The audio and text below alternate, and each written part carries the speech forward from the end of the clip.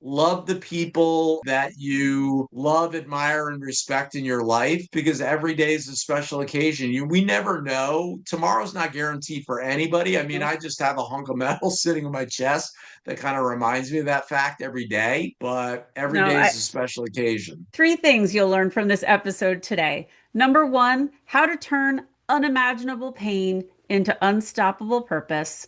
Number two, why special occasions don't have to be saved for someday. And number three, what real resilience looks like when life gives you zero guarantees. Welcome to this episode of the Heartbeat for Hire podcast. I feature Olympians, CEOs, disruptors, authors, professional athletes, and the best of the best, where they share their stories of resilience with my lens on leadership and culture. Let's get started. What do you get when you combine the editor-in-chief of Outlier magazine and the founder of the Outlier Project, a four-time best-selling author of the Standing O series, a record eight-time American Business Award winner for innovation, and one of Founder Magazine's top 100 founders to follow? You get my friend Scott MacGregor, a leader, builder, and connector who's turned vision into a movement. But what makes Scott extraordinary isn't just the accolades, it's the life he's built in the face of unimaginable storms, from family battles with addiction to his own fight with a life-threatening heart condition. Through it all, he's chosen to live wide open, to make every single day count, and to remind the rest of us that special occasions do not need a calendar. Welcome to the show, my friend. Lyndsay, I am so excited to do this with you. You know, you are one of my favorite people on planet Earth. Well, same goes double for me, my friend. And the concept of having you come back for an encore was like a total no-brainer for me. And I think so many people know you as this master connector, this guy full of life and joy, and you've built incredible things. But what we're going to dive into today is some of kind of the lesser known part of your story, and some of the stuff that I think makes you even more incredible, even more admirable. And would you mind sharing a little bit of that story? Yeah, I mean, it's hard to know where to begin. Because I guess I never think of myself as a victim. So I Right. always think like, oh my God, I've lived this magical life. And then, occasionally when I do have to share some of this stuff, I'm like, oh wow, this is a lot. Yeah. Like, Yeah. it's some heavy duty stuff, but I just never see myself as a victim. And I think I've lived an extraordinary life despite some unbelievable adversity that, I've gone through. And, part of that is I married my high school sweetheart. So we dated through high school, through college, and then we're married for 13 years, and then found out one day that she wanted to move to Florida to be with somebody else. And so Ouch. I was left with a 10-year-old and a 12-year-old who had some special challenges that they were facing, and also that on top of it, which is a tough time in life to go through that. It's a tough Yeah, time of anytime, but it's course. especially tough then.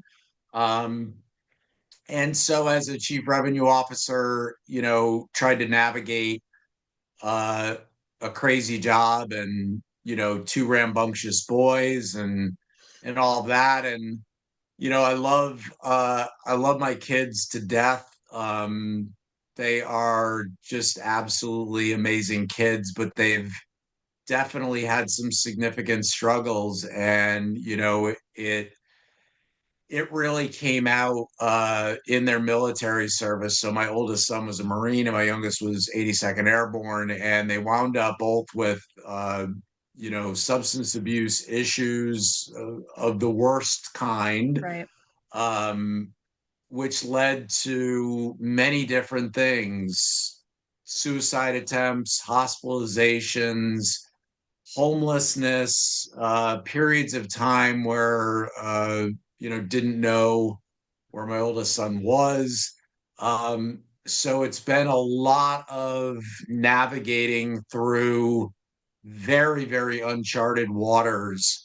Um, but I think especially today with my youngest, who's about, 10 years removed now at 30 years old from some of those crazier days, to Mhm. see this absolute transformation that he's made is unbelievable. My oldest son, jury's still out. It's a Yeah. struggle every day, but I'm an eternal optimist, and I'm hoping, that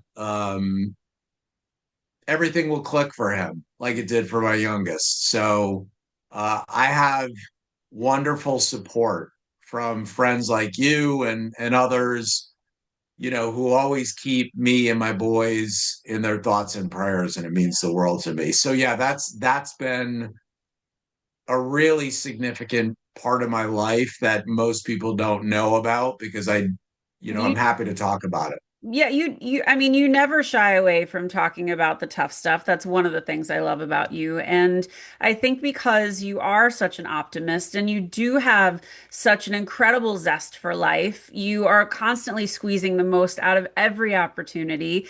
People might not even think that you have anything going on other than rainbows, sunshine, and amazing people.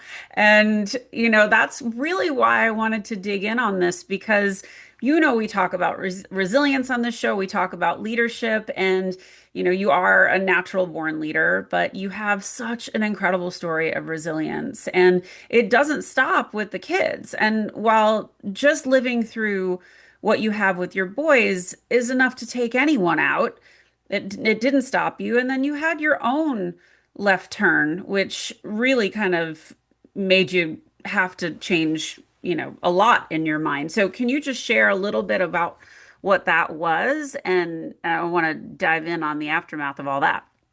Crazy time in my life. So 17 years ago, um, I was really sick, and I had the swine flu was going around. So, pretty sure that's what it was. But I was, oh my God, it's sick as a dog. And I very rarely get sick, but I was sick to the extent that it was like, let's go to at least the local Yale New Haven Hospital emergency room, not the main hospital, but kind of like just a satellite emergency room office, just to get checked out, because I was running a massive fever.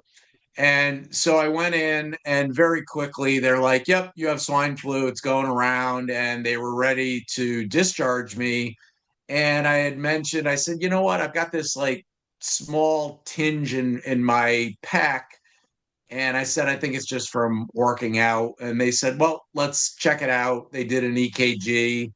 The EKG came back fine, and they were again, ready to discharge me, and did discharge me. But one of the doctors said, "You know what? There is a little like bump there that we're not really sure what it is, but get it checked out." Luckily, one of the top guys in the world, this doctor, Dr. Mark Marab, was at Yale, and they said, "Why don't you go see him?" So I go and see Dr. Marab, and he says to me, "Scott, you know, I'm going to just shoot straight with you. So you have something called Brugada Syndrome. And I know you're a researcher, so you're going to go home and you're going to Google all this stuff. So let me just tell As you every bad some patient of what does. exactly what you're going to find." So Brugada syndrome is also called SUDS, which stands for sudden unexpected death syndrome.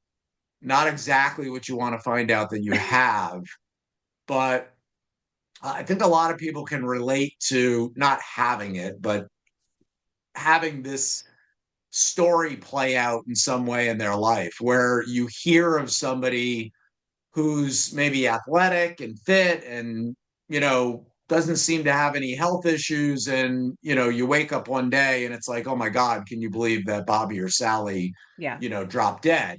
And many times they think that that could be Brugada syndrome. Now, the tough part about Brugada syndrome is there's no symptoms and there's no cure. So the only way that they found out that I had it was because I had spiked such a high fever, it showed what's called a Brugada spike. And without that fever, my EKG would come back completely normal because I had had EKGs before. So I'm like, okay, like, what do we do? Because you just walk around never knowing if you could have this electrical imbalance that would, result in death. And he said that there's only one thing you can do, and that's to have a defibrillator implanted to your chest in Yeah. your chest with wires to your heart that should you have an incident, It'll restart. kind of like the paddles, Mhm. it would shock you back, hopefully to life. So that's what I had done 17 years ago. And I've been living with it ever since. I honestly don't think about it all that often. Mhm. Um, but I do think it changed my perspective to a degree. Um, as you know, because you know me really well, I have an insane sense of urgency. Yeah. Like if I have an idea, I want to get it out there into the world like tomorrow. Yeah. I'm not a let's plan this through and let's get this done in 6 months. I'm Yeah, the like, words nope, I'm let's thinking about don't really come out of your mouth. You just kind of like, I thought about it, let's go. yeah, let's go. Let's go. So I have a ton of urgency. And I think my relationship, um, I guess with time just changed to a degree. Yeah. I've always heard, growing up, I grew up relatively poor. And, my dad had a suit for special occasions. My mom Mhm. had plates and silverware that were for special occasions. And, you know, my mom, people won't even know what the hell I'm talking about when I say this, but my mom would buy, it's called cold duck, which was like, I don't know, like a super poor person's version of champagne, I think. Yeah. And that was like that was all for special occasions.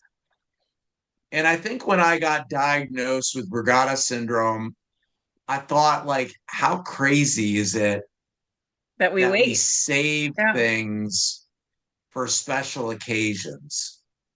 I'm like, isn't every day a special occasion? Yeah. And so, like, the fine china, if it's in the hutch or if it's up Get in it the out. attic, break that shit out. Get it out. If that bottle of champagne's sitting in your fridge, like, get it out, break it out, take the trip, Yeah. start the job, say I love you, Yep. be expressive, love the people that you love, admire, and respect in your life, because every day is a special occasion. We never know. Tomorrow's not guaranteed for anybody. I mean, Nope. I just have a hunk of metal sitting on my chest that kind of reminds me of that fact every day. But every No, day I is a special occasion. I agree. And I think our audience probably doesn't know this, but I had a near fatal asthma attack in 2005, and doctors have zero explanation for why I'm still here. And when I talk to other people who have had these, near-death experiences, either died and came back or were right on the brink, we all kind of share the same perspective that you have in that life is short, treasure it, and make the best of every moment that you've got. And um, I certainly get to be the recipient of that attitude with you and with everything you've built with the Outlier project. And gosh, we've had a lot of outliers on this show, which I'm so proud of. And it's so fun to get to when I get to tell people about Top, aka the Outlier Project. I always get to say, if you look at the last 50 guests, I'd say probably 40 of them were outliers. And these are people who choose to live extraordinary lives. And those are not throwaway words. These are words that carry weight, and we live with a lot of purpose and a lot of intention. And I just feel like we're in this shift right now, this energetic shift where people are, and it might just be who I'm surrounding myself with, but we're living much more intentionally and we're not wasting our time on nonsense and things that we don't want to do.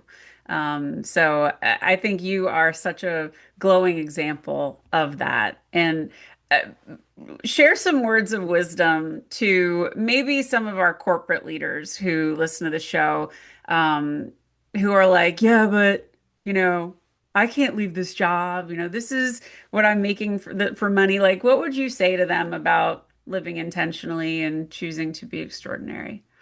You've only got one life, and it sounds trite, but you better live it. And you don't get any redos. Like there's no do-overs. So if you want to do something, do it. Everything that's holding you back is just in your head. There's really nothing holding you back from doing it. Um, you don't have to have stuff all figured out. I'm a big believer in this concept of living into the answers. So Yeah, love I that. love just figuring stuff out as I go. Living into the answers means to me that I don't know the full picture, And we're okay with that. but I know enough that I want to take a step into the unknown. And I know that that step will mean that I'm going to gather more data. And I gather that data at that next step. And then that determines, whether I keep going or go right or go left. So Yeah. I just live into the answers. Like I'm not trying to be a fortune teller and try to figure everything out. So I think you've got to go for it. Responsibly, Yeah. obviously, I mean, I don't think you can be reckless. Um, but the worst case scenario for most people is probably not all that bad. So do the Yeah. things that you love with the people you love, and life will be pretty magical. So a lot has changed since the last time you were on the show, and namely, there's a whole lot right behind your head. We couldn't have this interview without talking about Outlier magazine. And, Outlier magazine was an idea you brought to life, and now there's what, seven published issues and one on the way.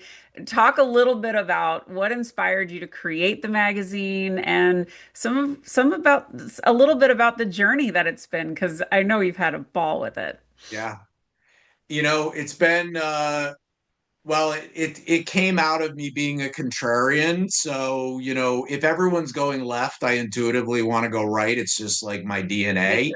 So everybody has a newsletter. I'm certainly not anti-newsletter. I think newsletters are fantastic. But I'm 57. I grew up on Rolling Stone and Sports Illustrated, and I thought, man, how cool would it be if I had like a big kick-ass glossy magazine that celebrated the people that I love the most in the world, which are outliers, people that show up differently and take the road less traveled. So, I mean, we moved fast. I mean, we sprinted from idea to implementation happened very, very fast. So it comes out quarterly and it has been just so much fun. So we're seven issues in. We have 63,000 subscribers. Um, and I think we're just putting out something that's very different into the world that hopefully is inspiring people, and helping them to understand that there are lots of different ways to move through this world and live your life. And when you highlight the Jesse Itzlers of the world or the Layla Ali's or the Devin LeVakes, you really understand that your life is what you make it. Yeah. And they've all made their lives spectacular.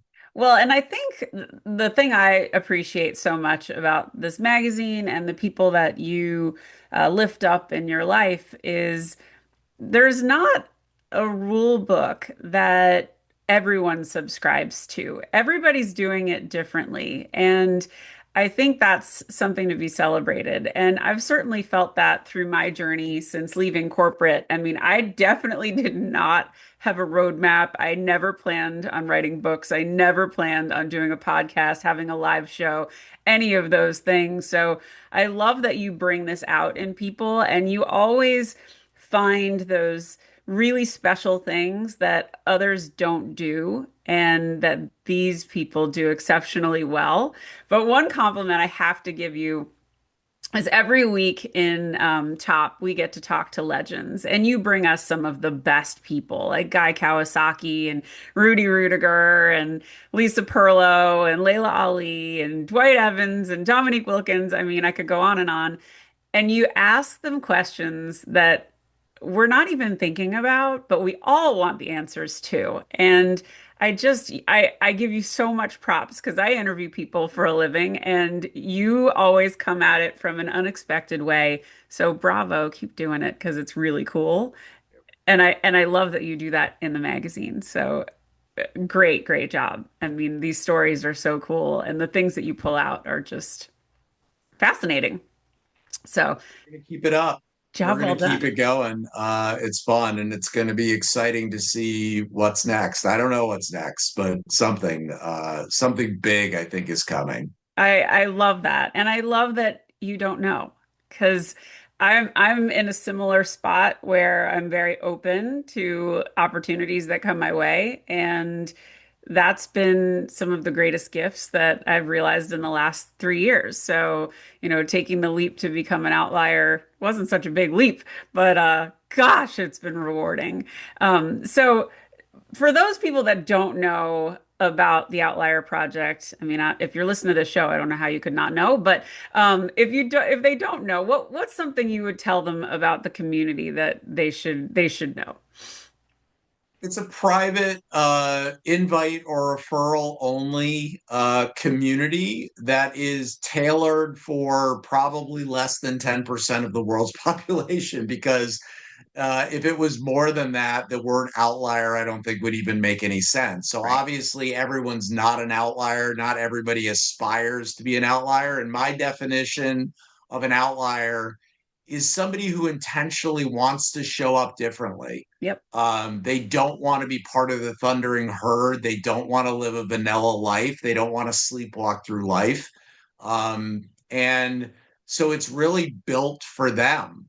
And we're trying to find people that appreciate being in a room that is very eclectic, being comfortable in rooms where people are not all like you. They don't all have your job title. They're not all in your industry. They might be Olympians, they might be Navy SEALs, they might be best-selling authors, they might be entertainers, they might be CEOs, entrepreneurs, but it's an insanely eclectic community. And then we bring, I think, unparalleled learning and development opportunities, whether it's something like you mentioned in the Legend series, or whether it's our top advisors where people get access to literally the top coaches and advisors in the world in different topics from leadership to innovation to mindset, entrepreneurship, public speaking, like on and on and on. So It's good. really a ton of fun. Well, hold that thought. So, for my loyal listeners, you know I love some luxury and you know I love a deal. I've got one for you. If you go to cozyearth.com and you use the code Lead with Heart, you'll get 41% off anything you buy. And that's the deepest discount you're going to find anywhere. This store has been on Oprah's favorite things list 9 times. Their products are exceptional. Go check them out. If you're doing some holiday shopping, it's a great place to go. So, that being said, let's shift a little bit and talk about what inspires you. I think creativity, a blank whiteboard to me is like the most beautiful thing. I think for some people it's terrifying because they like a roadmap. And I think that's why there's absolutely nothing wrong with working in corporate America. Oh, As a matter of fact, I think that there are tons of people that are being swayed to be entrepreneurs because it's kind of the thing to do or it's Sure. sexy. But I think for tons of people, working in a corporate environment is the right spot for them. And for a lot of those people, a lot of the decisions are already made and they're very comfortable being the person who's going to execute on a vision. Hmm. I'm kind of somebody who I just like to make stuff up out of like the thin air. Hmm. I just get a rush out of taking something that never existed and just all of a sudden it's real. Like when I hold the magazine in my hand, when I have conversations with community members, I'm like, oh my God, like I just made this up. Like we just Yeah. created this out of nothing. So I love that. That creativity part is what inspires me big time. I love it. And I love that you surround yourself with people who bring it out in you and you bring it out in them. It's really, really fun to watch. So, and just, speaking from someone who's known you for a few years, watching this go from an idea to what it is now is just, oh, it's so impressive. And it's just really, really fun to see. So, okay. So I mean, we talked a lot about resilience here, but what would you like your legacy to be? Just that I made an impact on people. I've said this many, many times. I just think, when I get introduced on a podcast, obviously people are going to talk about, businesses you built or awards you've won or books you've Sure. written or whatever the case may be. But I'm a believer that at the end of the day, no one's going to care about that stuff. Like that's not going to be my legacy. People are not going to be saying, "Oh wow, do you know that Scott wrote a bunch of books or he started a bunch of businesses?" Or no one cares about the house I live in or the car I drive.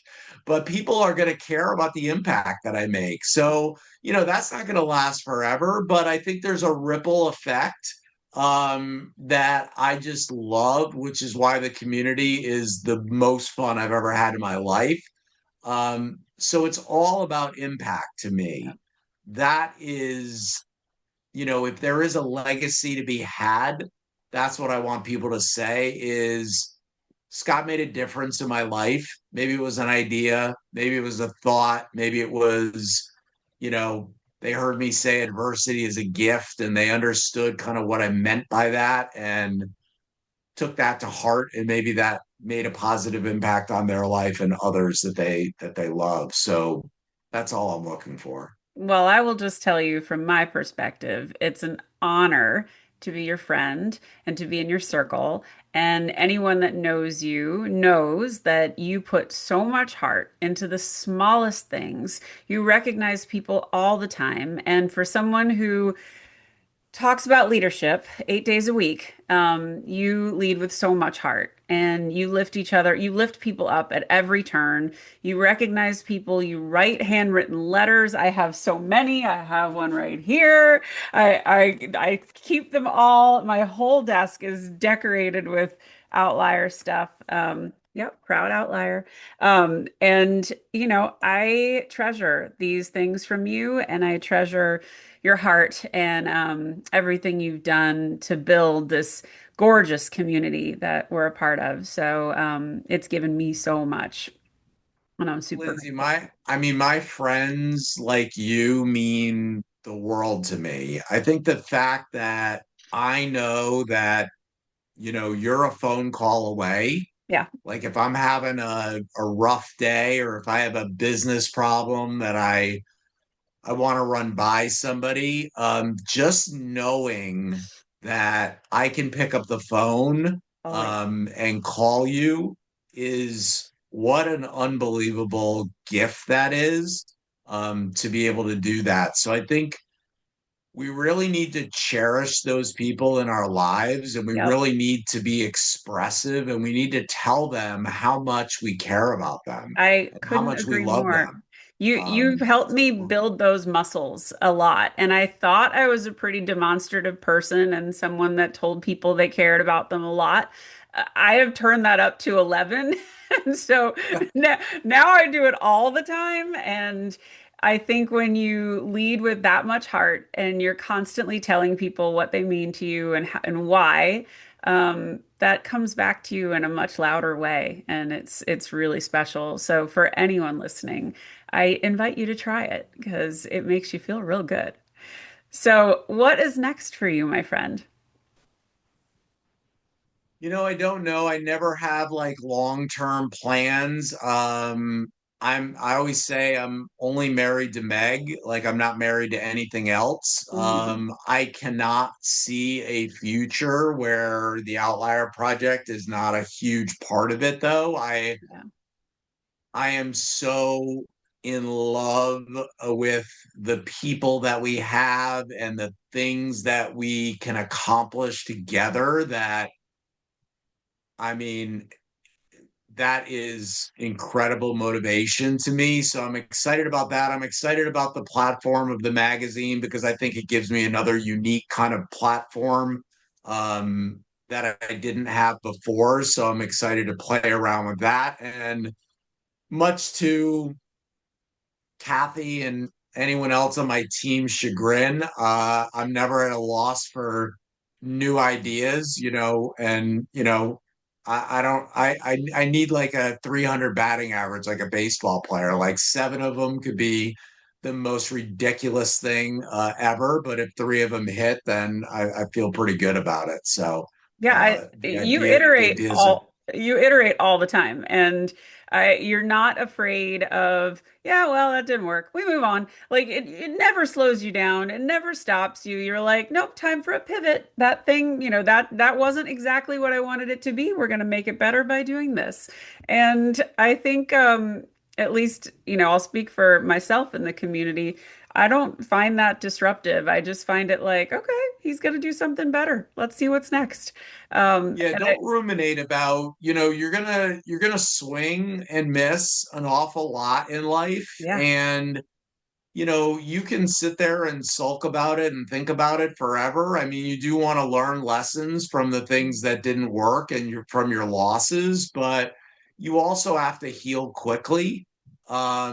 And it's not a death sentence. So you're going to make a mistake, you're going to learn from it, and you're going to move on and you're going to try new things. And that's exciting and it's fun.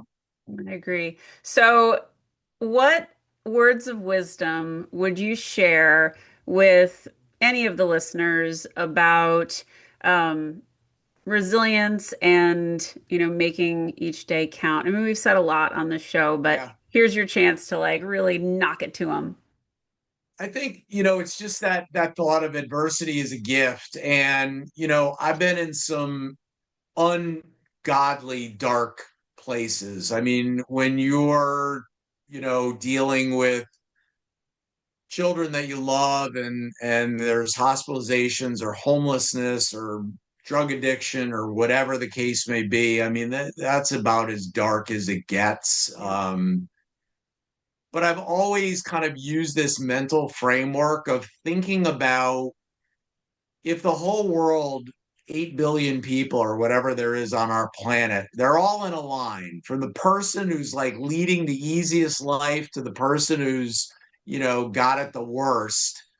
Where am I at in that line? I'm way closer to the front of that line at my worst possible moment. And I think when you reframe it that way and you think like, man, what I'm going through right now sucks. Right. And I wouldn't wish it on anybody, but I can't change it. Then you just accept it and you look at the line behind you. Like if I turn over my shoulder Yeah. and look at that line behind me, I'm like, I would never see the end of it. So those people would trade places with me at In a my heartbeat. worst moment in a nanosecond. When you do that, I think it's very hard to be a victim. It's Yeah. very hard to succumb to being a victim. Yeah. And I guess that's my cautionary tale for everybody is don't be seduced by victimhood. Mm, I think being a victim is incredibly seductive. it's very And the easy. reason is when you're a victim, you don't have to take responsibility for everything. That's You're right. off the hook. You're like, hey, I had a bad boss. I had, these things that were out of my control. Mhm. And you don't have to take any personal responsibility. Well, and it's happening to you versus happening for you. And when something happens for Absolutely. you, you change the way you're viewing it. If it happens to you, it's, well, look where I am. Look what happened to me versus this happened for me. So there's a lesson here. There's something to learn, and there's something that is going to open soon after. And what do I want that to be? And you have choices in how you see that. So I love that you said that. And I love that image of the line. That's such a wonderful way to reframe where you are. Gosh, that's cool. Scott, how can people find you? I prefer that people find me on LinkedIn because on LinkedIn I look like, okay, that guy's got it going on maybe. And on Instagram, I'm like, I'm I barely know. a person. So you can find me in both places, but I prefer that people find me on LinkedIn. And if you want to connect with me, just send me a personal note, Yeah. so that it's not totally random out of the blue. But that's the best place to find me. Yeah, for sure. And guys, Scott's super active on LinkedIn. He's posting all the time. He comments all the time.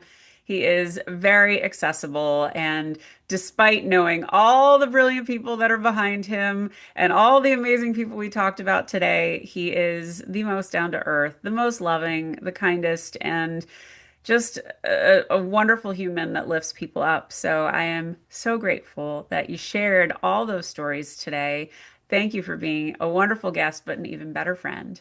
And you're the best, man. Thanks.